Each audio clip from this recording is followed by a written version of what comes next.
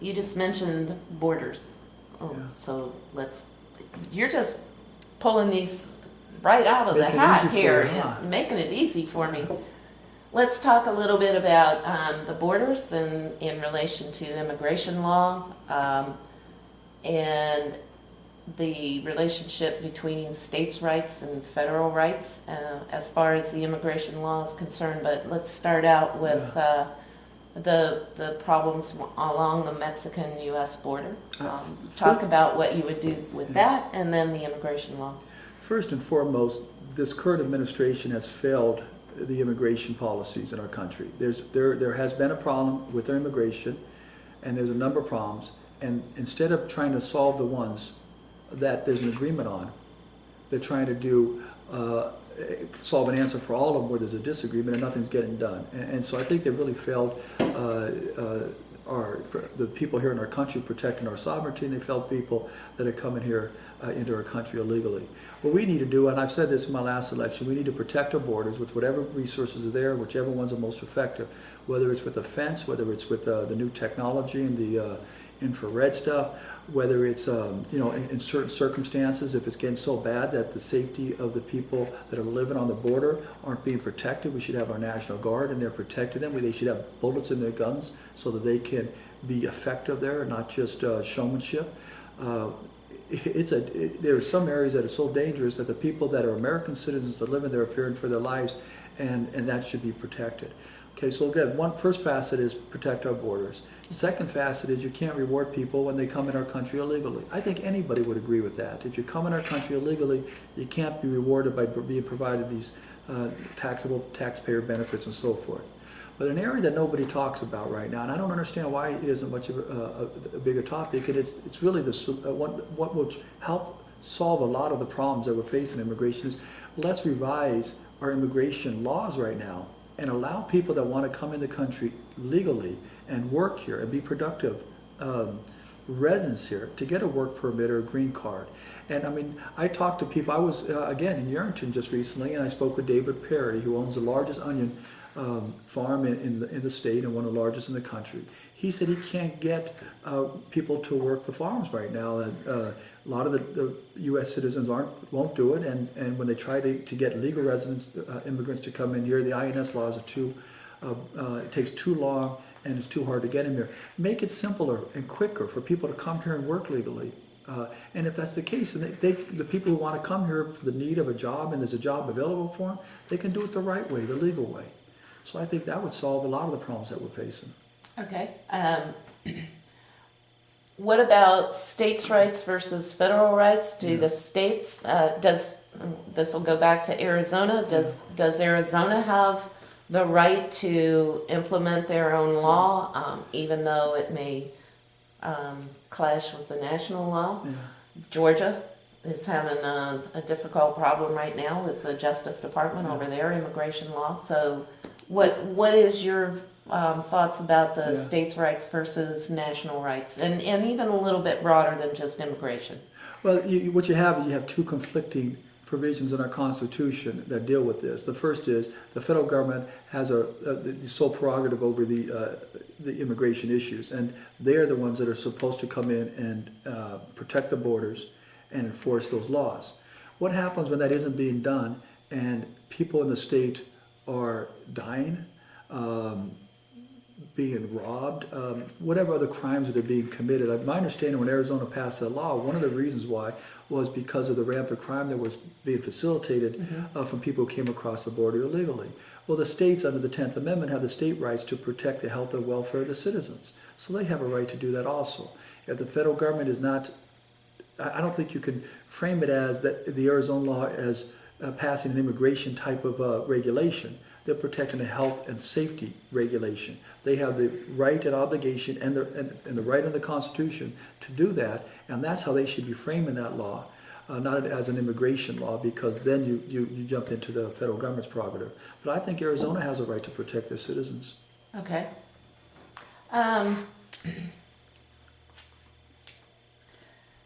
Let's kind of change up here a little bit. Let's talk about education. there's a lot of people who call for the Department of Education to be disbanded. Last week, the Clark County School District just released the new performance standards that saw quite a few schools not make the standard. So talk a little bit about your views on education, specifically here in Nevada, even more so Sure. maybe in Clark County, but on a national level also. Sure. Well, let me start off by saying my mother has been an educator her whole life. She started the largest private hard hearing school in the state of California. My dad was a professor for a number of years in the junior college and college level. My sister Pam's been in the Clark County School District for over 30 years, first as a teacher of special ed and then an administrator. My brother George is a professor. Education is very, very important to my family. You're kind of surrounded by it, aren't you? Absolutely. But I think any person who understands education would understand that the people closest to the children know how best to teach those children. And I believe that the resources should be provided to the states to educate the children. So not the federal government having some arbitrary standards, as you point.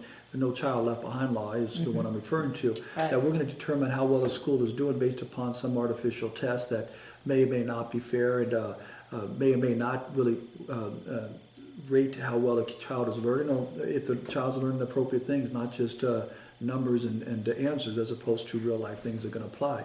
I would like to see the Department of Education disbanded, except for a few areas that are vital to the welfare of some of the children going to school, Head Start, and some of the financial aid programs they had. But that money should be given back to the state and let the state dole it out to the local communities to determine how best you can use that money to educate your children in the best ways. The best way of teaching children here in Mesquite may not be the same as teaching kids in some of the urban areas in Clark County, but the people closest would know how best to do that. Yeah, we do have some discussions sometimes here in Mesquite because we are part of the Clark County School District. Yeah. Have a lot of mandates from them that not exactly what we need in a rural community or a smaller community. Exactly, because Clark County, the vast majority of schools in Clark County are in the urban areas, so their needs are being prioritized over the needs of some of the people, the schools in the rural areas. Okay.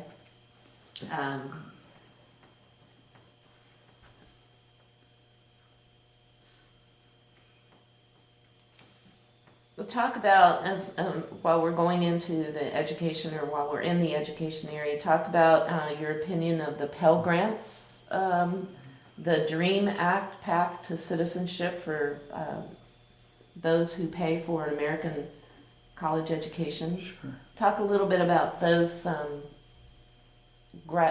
college level programs that Yeah. have primarily been started. Well, Pell Grants have been around a long time. Yeah. I was talking about the DREAM Act. I can just tell you there is a very important purpose for Pell Grants, and that's for people that cannot afford the college and give them a chance to go into college and succeed.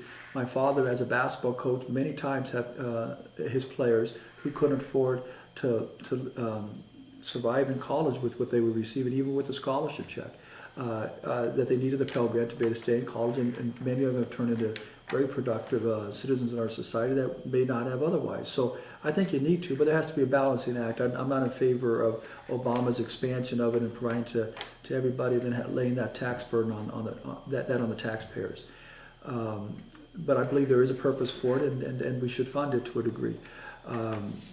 With respect to the DREAM Act, there's been many different aspects of the DREAM Act that have been proposed and not proposed.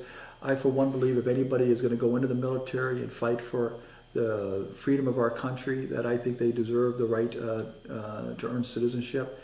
But I don't know if I would apply it to someone who's going to college, who's actually getting a college education in a country which is actually a benefit to that individual. Okay. Probably one of the most contentious issues in Nevada, especially, is homeowners who are underwater on their mortgages. Could you give us your opinion of President Obama's latest plan to rescue homeowners? who are underwater on their mortgages, and what would you propose to help this group of people? Great question. First of all, I don't agree with what Obama has done to interfere with the home ownership situation here in our country. What he has done is he's tried to use a government approach to interfere and mingle in the middle of loan documents and contracts between the banks and the individuals. And what has it accomplished? Spent a lot of money, has done nothing. I proposed 2 years ago a very simple approach. It doesn't help everybody, but it certainly helps a vast majority of them, is allow for what they call streamlined refinancing. It means that anybody who is current on their mortgage can go in and refinance their home, irrespective of the value of their home, to the lower interest rate. For example, if you're paying 7.5%, 8% on your interest, what many of us are, because that's what we were locked into before this crisis. They can go in and refinance now at the 4%, 4.5% rate there is now. It would save the average homeowner $750 a month. And let me tell you how that works. It's a little confusing. The federal government loans money to the banks. It used to loan to the banks at 3 or 4%. The banks then add another 3% on to what they lend to people. Well, now for the past several years, the federal government has loaned to banks at 0 to 1/4%. Well, 3% of that would put it at 3 or 3.25%. The banks will still get their same profit margin under when they loan to homeowners based upon that interest rate as they did before. Well, why are only the banks benefiting from the lower interest rates and not the homeowners? I mean, it's a common sense approach that should be adopted. In fact, Obama had made that as part of his proposal with FHA loans. With Fannie Mae and Freddie Mac loans just recently. I'd like to see it expanded across the board and allow everybody to take advantage, the people to benefit from the low interest rates, not the banks. Second thing, and this is something that I'm going to come out with very soon, and now you're going to be the first on this show. So I believe there should be a credit holiday for people that have lost their homes in foreclosures or short sales, but have a job that is earning enough money to sufficiently pay for a lower cost mortgage. So let me tell you how that works. Okay. You know, people 2 or 3 years ago were buying homes that may have been $400,000 or $500,000. And they were getting low interest rates of the arms and this and that. They were making more money, say, on their jobs. But because of what's happening in the economy, they either lost their jobs or had a reduced pay cut, or they were stuck at a higher interest rate. They've lost their home and they can't afford it. But the people still have a job and they want to buy a cheaper home. But their credit is shot. They have they can't do it because either went into bankruptcy or they had the short sale. But they make it. They still have a job that can cover a lower cost home. So what my proposal would say is this: if someone can show the ability to pay with a certain percentage, like they used to, the conventional way was if you wanted to borrow, say, 25% of what you earn to pay for your home mortgage, you'd qualify for a home. Right. I say let's go back to that approach and get rid of the FICO scores and the credit history, because so many people that are good, hardworking people who, without any fault of theirs, have been caught up in this economic mess. Their credit history has gone shot because of that. Right. Let's eliminate that. If these people have a job, they can pay for their homes, get them in a home. You know what that would do? That would take a lot of these homes that are on the market right now off the market. It would stabilize the housing industry and it would prop up the prices for all the other homes. And again, both approaches are not government programs where we're going to take taxpayer dollars to support them. They're private sector programs that we can do that are really just common sense approaches. Would there be any federal dollars spent in this plan, or are you saying that the private industry, the credit companies, the banks would be the ones who would be responsible for then just carrying the burden? Let's talk about the first approach, streamline refinancing. All we're doing is taking a home that has a fixed mortgage right now at a rate of 7%. I got to explain the law right now. If your home is worth 125% of what you owe on it, you could right now go in and refinance at the lower rate. But a lot of people in Nevada's homes are worth a lot less than that. Right. Why don't we allow those people who are still current on their mortgage to refinance at the lower rate? Why do we have an artificial 125%? My proposal with the streamlined refinancing is eliminate the 125% and allow you to go back to banks that are willing to negotiate your loans down, because a lot of these banks don't want to take these homes back in foreclosures. They know if I force this higher rate, these people are never going to be able to pay for it.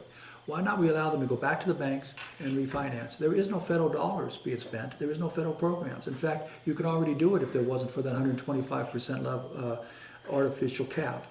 And with respect to the tax holiday, of course there isn't. It's the tax holiday. All it's saying is, you know, there's a wide A tax holiday or credit I'm sorry. holiday? Yes, it's a credit Okay, holiday. okay, Yes. just wanted to make sure. The credit holiday. And basic Okay. law is saying is, and particularly for people here in Nevada that have been hit harder than anywhere else in the country, is if you have bad credit because of whatever these obstacles that came in our way, whether we lost our jobs because of the economy, or whatever other purposes, but you have a job that can pay for a lower costing home, you should be able to go in and buy that home, and you should not be precluded from doing so because you had a higher expensive home that you couldn't afford because you know, you had a decrease in your job pay. There's no, what I'm saying is there's no federal government dollars being spent in either one of those two programs.